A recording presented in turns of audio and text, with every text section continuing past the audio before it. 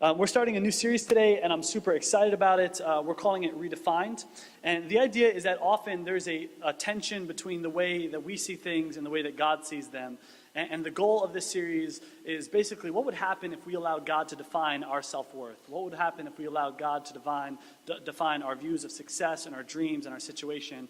And so thanks for joining us for our first Sunday. I want to show a short video to sort of kickstart this series, and then I'll get back up here and start the sermon.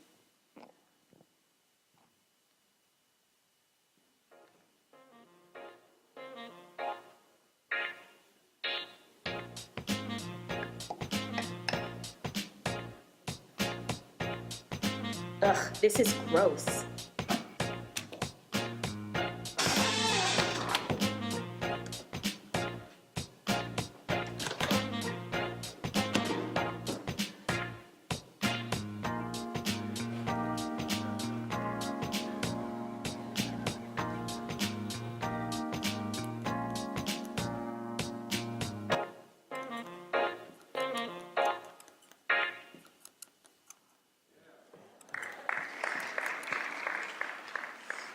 This is a label maker. I have a little game for you guys. Are you ready? I went ahead and printed out some labels. And so if the label fits, I want you to raise your hand and scream and shout, and I'll give you, and you can wear one of these labels today. All right, label number 1. I'm looking for someone who's Caribbean. Any Caribbean people? All right. This is my mom over here, so she gets. There you go. You can wear that label today. All right, I'm looking for someone. I don't have enough labels for all the Caribbean people. I'm looking for someone of European descent. Anybody of European descent? Come on up. Where are you from? Germany. Awesome. Yes. German, Italian, UK, all those people. All right, I'm looking for a tall person. I'm not talking about just like a tall person. I'm not looking for someone who thinks they're tall. I'm looking for someone who...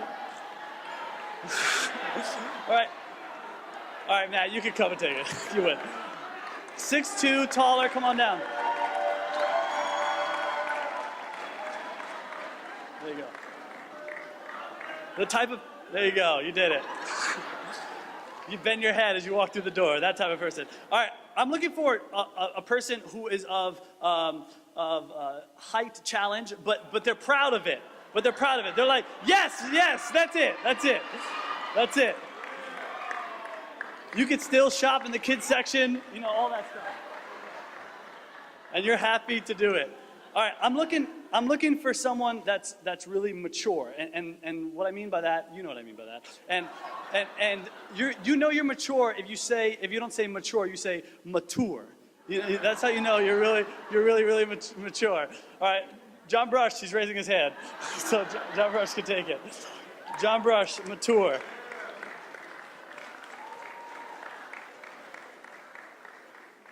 Wear the label, yes. All right, I'm looking for a high school student who's on the honor roll. This is sad. Honor roll high school student. We have to have at least one of you guys. All right, Miguel, come on up.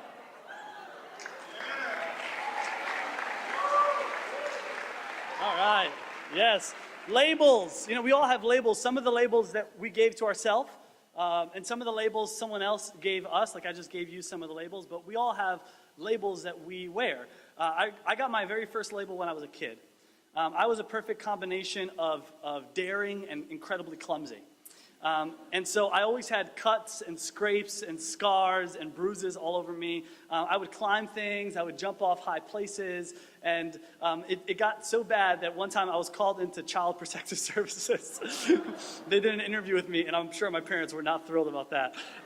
They thought I was being abused, but they weren't abusing me. I just got hurt a lot, and so I wore this label, and all my family started calling me this name. They called me Boo Boo.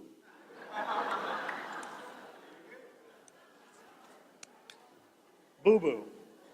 And it wasn't that bad of a label. My dad hated the label, but it wasn't that bad of a label. But as I grew up, I got some more labels. I was the worst speller. Check that. I'm the worst speller. I'm still a terrible speller. Someone said preach. I was really good at math, but I couldn't spell. I remember working really hard to study for one of my first ever spelling tests. And this is sad. This is a sad story. But I remember working really hard, and I remember one of the words on my spelling test was dinosaur. Dinosaur, I think. But anyway, I was working, and I was coming up with jingles and rhymes for all the words, and I got the test back, and because I had failed a lot of the other tests, and I got this test back, and I looked down at my paper, and none of them were marked wrong. I was like, all right. And I got all the way down to the bottom, and the paper literally just said, no. I think I had misspelled the word so poorly that they were like, you can't grade this. This doesn't even make any sense. You know, my mom's like, what'd you get in the test? Mom, I got a no. You know? And so at that time, I got this label that I wore, that I was not smart. Yeah, that's right. That does crush your self-worth when you're in elementary school and your teacher just writes the word no on the bottom of it.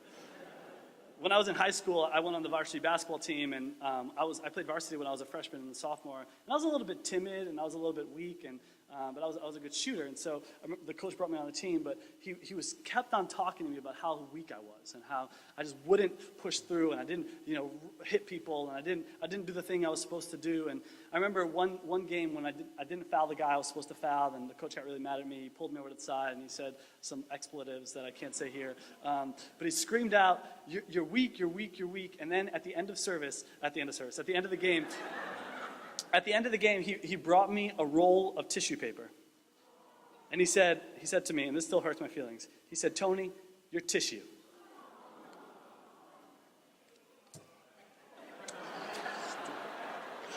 Tissue. You know, I could go on, and if I gave you a chance to speak, you could go on and tell the stories about all the labels that you were given. Each of us have labels that someone else gave to us, or maybe there were labels that we wore because we put on ourselves. And sometimes they're benign and they're silly, but other times they can really have a big impact on the way you view yourself. In a moment, someone can make a remark about you, and all of a sudden you start believing about yourself, and you start wearing a label that says, I'm not attractive, or I'm not smart, or I'll never be successful, I'm broken, I'm all the things that I really never wished I'd be. And just a moment, you can have all this value, believe yourself to be all valuable, and then in 1 second, it's all gone. You peel it off, you place it on your chest, and really, once it's there, it's really hard to believe anything that's contrary. And what we're going to see this morning is that labels have the power to lock you in, and ultimately, they lock God's influence out. They have the power to lock you in, and ultimately they lock God's influence out. Today I have a 3-point message that I hope will redefine the way you think about you. We're going to look at Judges chapter 6, so you can go ahead and turn there. I'm going to take these stupid labels off. Judges chapter 6, I'll put it up on the screen if you don't have a Bible, but here in Judges chapter 6 we meet a guy named Gideon. Gideon lived in Israel during a time of the Judges where there's a lot of war. And the description, and there's disaster in the land and war in the land, and there are these raiders by the name of Midianites. And so they came in every year and basically stole the harvest. And so the people who lived in the land of Israel were in constant fear of being pillaged each year. As the wheat harvest would come, the raiders would stroll into town, they would terrorize it, they would steal it all and ransack their villages. And so everyone lived in fear of them. And that brings us here to the story of Gideon. This is Judges chapter 6. We're going to begin in verse 11.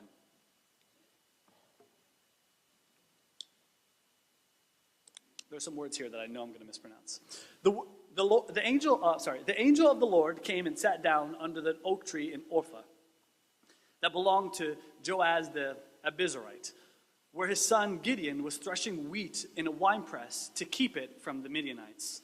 The Bible says that Gideon is hiding from the Midianites, and so what he's doing is he's preparing the wheat in a place that you don't prepare the wheat. You normally prepare the wheat on a threshing floor, but he's preparing the wheat in a winepress. So he's hiding from the Midianites. He's a scared kid. We don't actually know how old he is really, but he's just a scared guy. He's afraid, and this is what happened. The Lord appears to him. This is verse 12. When the angel of the Lord appeared to Gideon, he said, "The Lord is with you, mighty warrior." I love this label. God looks at Gideon and says, hey, the Lord is with you, you mighty warrior. And I'm sure that Gideon looks at the angel and he goes, are you talking to me? He's hiding, fearing for his life. He's afraid. He's in this wine press. The whole village and all the people in the community are so afraid. And so Gideon has been wearing this label of, I'm fearful. I'm not brave. I'm not courageous. And then God walks over to him. The angel of God walks over to him and says this, hey, I'm with you, mighty warrior. But Gideon doesn't see himself as a mighty warrior. He sees himself like he's wearing the label of fear, weakness, and God just looks at him and sees something very different. And this kind of is the point. This is the point number one of this sermon. God's view of you is different than you think. God's view of you is different than you think. You know, there are too many of us and too many times in our lives where we get caught up with the idea of our view of us is God's view of us. We believe that God's view of us is controlled by our opinion of ourselves. That if I think of myself highly, then God thinks of myself highly. If I think of myself as doing well, then God thinks I'm doing well. If I think I am struggling, then God thinks I am the worst. But God's view of us is very different than we see, than we think. And I'm sure that Gideon could have listed an infinite number of things before he would have landed on the adjective of mighty warrior for himself. Mighty warrior is the label that you give to kings. It's the label that you give to people who are brave, the knights, the people who have won in battle. But Gideon is hiding. He's fearful. And so listen to Gideon's response. He says, pardon me, my Lord. Gideon replied, but if the Lord is with us, why has all this happened to us? We're all his wonders that our ancestors told us about when they said, did not the Lord bring us up out of Egypt? But now the Lord has abandoned us and given us over into the hands of Midian. He says, pardon me, and he starts sharing his fears with this angel. He tells him why he's so afraid. He says, God hasn't really been there for me. God hasn't really been there for our community. He hasn't done any of those miracles. And so all of a sudden what happens here, and this is such an important idea, is that Gideon is blaming God for his fearfulness. Gideon is blaming God, saying, hey, it's actually your fault that I'm hiding in this place. It's your fault that I'm so afraid. It's because I'm fearful because you haven't come through for me. You know, if you were with me, if you had done some of those miracles, if I'd experienced your presence, then I wouldn't be so fearful. And I wonder, have you ever blamed God for a label that you put on yourself? Have you ever blamed God and said, you know what, God, it's your fault. It's your fault that I'm not successful. God, it's your fault that I'm not fruitful. It's your fault that I'm not very good with money. It's your fault that I have a bad temper. It's your fault. It's your fault that I'm not smart. It's your fault. If you would have changed my circumstances, then maybe I wouldn't have to wear this label so much. Gideon is blaming God for the label that he put on himself. And what I find interesting is that as they're talking, Gideon doesn't ever mention the comment about the mighty warrior. He doesn't mention it. God says, you're a mighty warrior, and I'm with you. And I think this is just a great illustration of this principle, that it's hard to believe the thing God believes about you. Do you ever find it difficult just to believe the things that God believes about you? God says, hey, you're my child. You can overcome sin. We go, no, I don't think I can do that. God's like, you're a mighty warrior, and you go, no, I'm fearful. God says, you're a new creation. No, but I still struggle with old things. God says, you have the power to overcome sin. You go, I don't know if I can do that. You're my child, and I love you. Yeah, but I'm a failure. These thoughts, the inner you, know how to just talk you out of believing the things that God believes about you.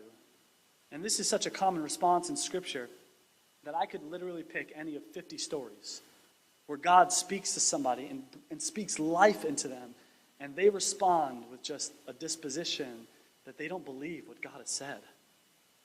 God encourages people that, hey, you are better than all this.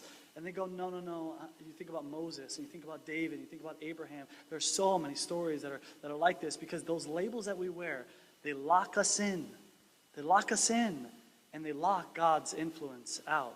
God's view of you is much different than you think, and it's really a battle of the brain. I want to look quickly at Romans chapter 12, and I'm going to put up on the screen. Romans chapter 12, verse 2, it says this, "Do not conform to the patterns of the world, but be transformed by the renewing of your mind." See, there is a pattern that the world gives you that decides what a brave person looks like. There is a pattern given to you by the world that decides what a successful person looks like, what a good person looks like, what an important person looks like.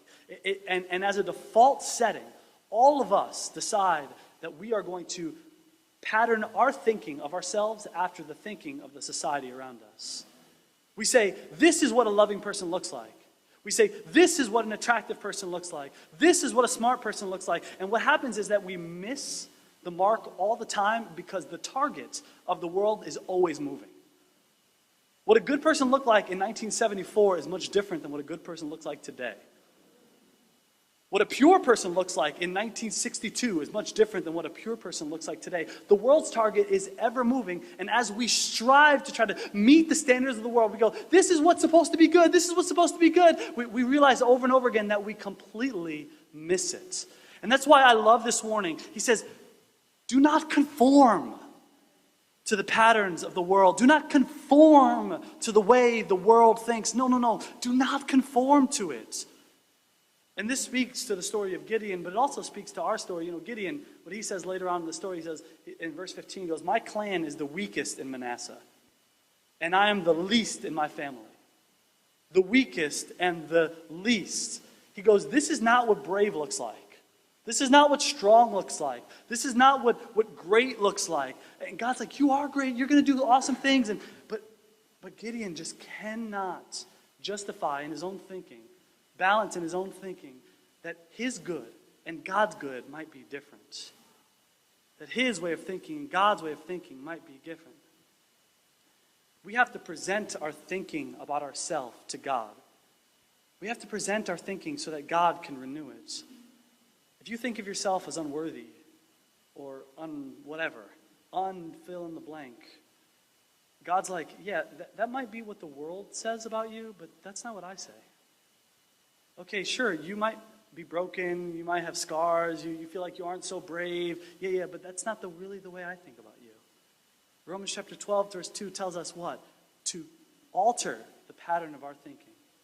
Make it obedient to God. I love what it actually literally says in the interlineal version. It says, stop allowing yourself to be fashioned by the world. I love that it starts with, stop it. Sometimes that's bad advice for somebody. They're struggling in sin. You're just like, stop it. But that's what this is saying. He's saying, just stop it. Stop patterning your views of self after what the world thinks. Stop thinking of your worth as described by the number of Instagram followers you have. Stop trying to quantify your value by the numbers in your bank account. Stop it. Stop thinking of success, of attractiveness, of intelligence, of courage by what the world thinks. Just stop it. And start chasing after what God thinks. You know, and I wonder, how different would your life be if you let God shape your self-worth? How different would it be if God shaped your worth instead of yourself? If God shaped your thinking? And we struggle with this idea all the time because what has shaped us is what the rest of the world thinks of us. You know, I put these labels up here jokingly, but man, there are some of these things that actually really hurt. I remember nights staying up being really emotional about the fact that I was not smart, that I couldn't spell. I remember, misspelling words up here and people texting me, "You misspelled Jamba Dava." And I'm like, forget you. These things really hurt, I think I'm dyslexic, by the way, just so you know. But anyway, the thought is, man, these things hurt, but man, my life would be so different if I let God's word shape my thinking of self, as opposed to whatever I thought of myself at any given moment. We get caught up in this. Some of you single brothers are in here, and you want to get married, and you've decided to let the world shape what you view as attractive. And so you're missing out on the blessings of being married. Now, singleness is awesome, but you're missing out on the blessing of being married because you've decided to shape your thinking after what the world thinks. Sisters, you struggle with the same thing. Doing the same stuff. Some of parents, we view our kids as successful if they're good at extracurricular activities or if they're good at school. We've allowed the world to shape our thinking instead of their relationship with God. Stop it. Stop letting the world impact the way that you think of others and impact the way that you think of yourself. Point number 1, God views you differently than you think. We'll go back to Judges chapter 6, verse 14. It says, after the angel listened to Gideon and all his fears, it says this in verse 14. It says, I love this. This is so awesome. The Lord turned to him and said, go in the strength you have and save Israel. Go in the strength that you have. And this is strange for me because Gideon just talked about how he didn't have any strength, how he was weak, how he was broken, how he was fearful. Gideon just explained how he had no strength, and God looks at him like, go in the strength you have. And not just go in the strength you have, but you're about to save Israel. Point number 2, God has given you more than you think. Gideon doesn't think he has much. Gideon thinks he's the least. Gideon thinks he's the most weak. But God says, you know what? You have in you what is able to save all of Israel. God has given you everything you need for a life of impact. And I believe there are some of us here today who are wearing the label of weakness. We are wearing these labels and we just don't think that we have what it takes to have an impact for God. We don't think we could measure up to God's incredible standard, that we can do something great for God. We don't know if we're courageous enough to share our faith with our neighbors. We don't know if we're trained enough to help someone study the Bible. We don't feel like we're strong enough to have an impact for God. But God thinks you have way more than you think you have. And here's the principle inside this thought. We really do have everything we need to do everything God wants us to do. We have everything we need to do everything God wants us to do. I believe God has called us all for an amazing purpose, for something unique. I think we also have universal purposes, but a unique calling, a unique purpose. And what's great about this is that God gives us everything we need to accomplish that purpose. And sometimes, and this is the adverse side of it, if you can't do something or if you haven't gotten the abilities to do it, then it's probably not your calling. And I say this because sometimes we strive for a calling that's not really our calling. And I joke about this all the time. We think we're going to be singers. And man, God bless you. That was like a southern God bless you, which means, but man, we have everything we need to do everything God wants us to do. And if we don't have it, that means that we weren't really meant to do it. And I really believe I'm living proof of this. God put more in me than I ever imagined. Sometimes when I get up here to preach, I think, what in the world am I doing up here? My family we weren't all like ministry people that grew up, preaching the word. We come from, all of us come from a dysfunctional family.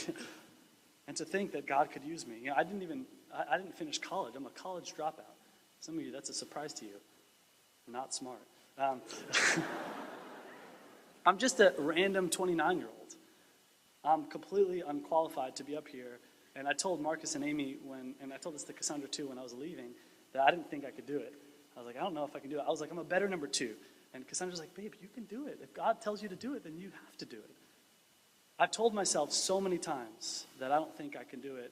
I don't think I can do it. I don't think I can do it. And I'm thinking, man, sometimes I even surprise myself by the way that God leads me. And I'm not trying to say I'm special. What I'm describing is in every one of you. This self-doubting, but really, there's something great that God has called you to do. I've gone guided by the Spirit in the strength that I have, and I believe God has done some really cool things with that. And there are some of you in here, and you want to do something great for God. You have been thinking about doing something great for God for such a long time. You're like, what, I'm going to leave one of those small groups one day. I'll leave a community group. I could do it, but you just feel afraid. You think, I'm gonna go into the ministry. I'm gonna serve in a special way. I'm gonna help my family become disciples. I'm gonna do something awesome. But you think, I don't have the abilities. I don't have the strength. I don't have the time. I'm limited. And God's like, go in the strength that you have, and you can have a great impact. There's more in you than you ever realized. God has put more in you than you ever realized. I love what 2 Peter chapter 1, verse 3 says. It says that his divine power has given us everything we need for a godly life through our knowledge of him who called us by his own glory and goodness. He has given us everything we need for a godly life. We got to stop it. We got to stop obeying and listening to the labels that other people have thrown on us. Let's not insult God by talking about what we don't have. Let's not insult God by saying, you know what, I'm not capable, I don't have the prowess, I don't have the intelligence or the training. You're insulting God. If God has given you something to do, you have everything you have to do it. And and really it's an honor to be used by God in this way. And we're going to keep on going. Verse 14, this is back to Judges chapter 6. It says, the Lord turned to him, go in the strength you have and save Israel out of Midian's hand. Am I not sending you? Verse 15, pardon me, my Lord, Gideon replied. But how can I save Israel? My clan is the weakest in Manasseh, and I am the least in my family.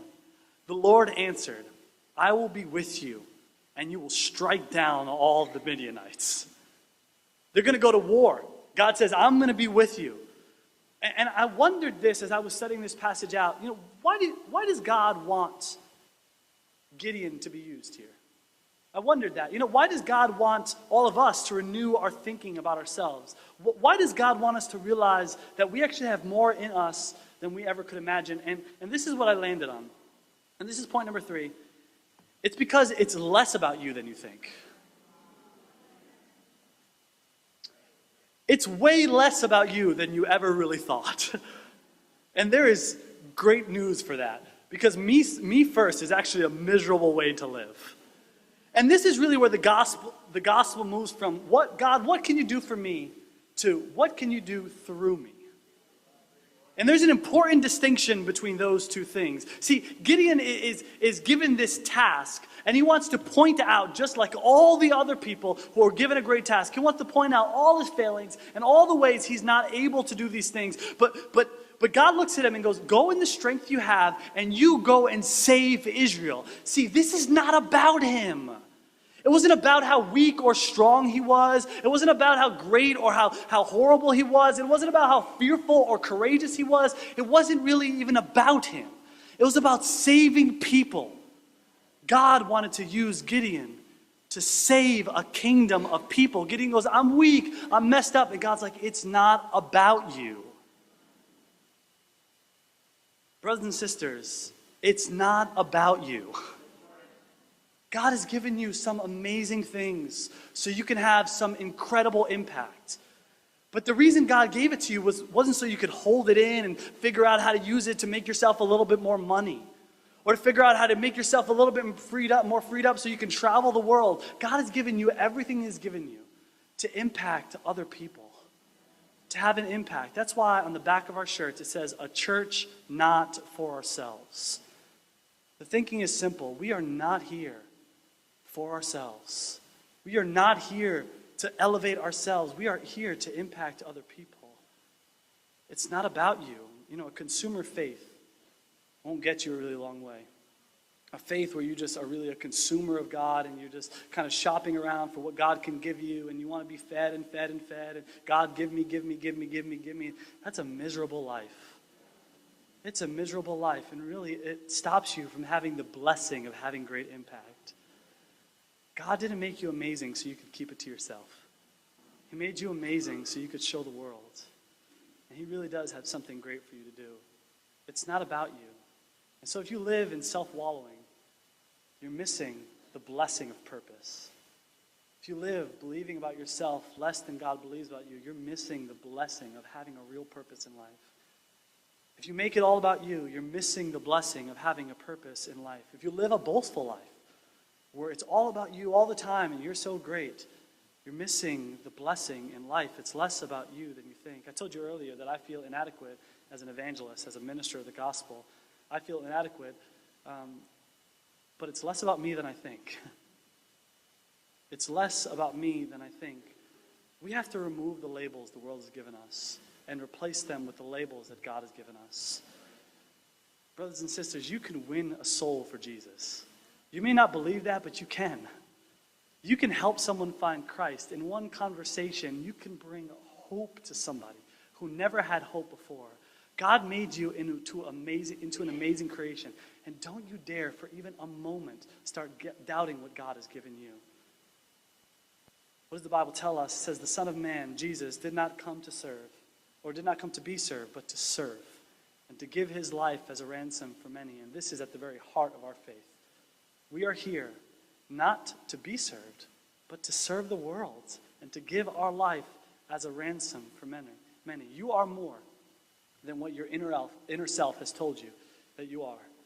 You are a masterpiece created in God to do good works that he had prepared for you a long time to do. And all those labels that you put on, all those labels that have blocked God's influence out of your heart, just remove them and replace them with what God says about you. Just imagine how radically different your life would be if you started living up to the labels that God gave you. If you started living up to these three things. If you started living up to this idea that God's view of you is different than you think. If you started living up to the idea that God has given you more than you think. And you started living up to the idea that it's less about you than you think. Think of the impact you have. Think of the joy that you can find in God if you remove the label of self and put on the label that God has given you. We're going to pray together, and I want to challenge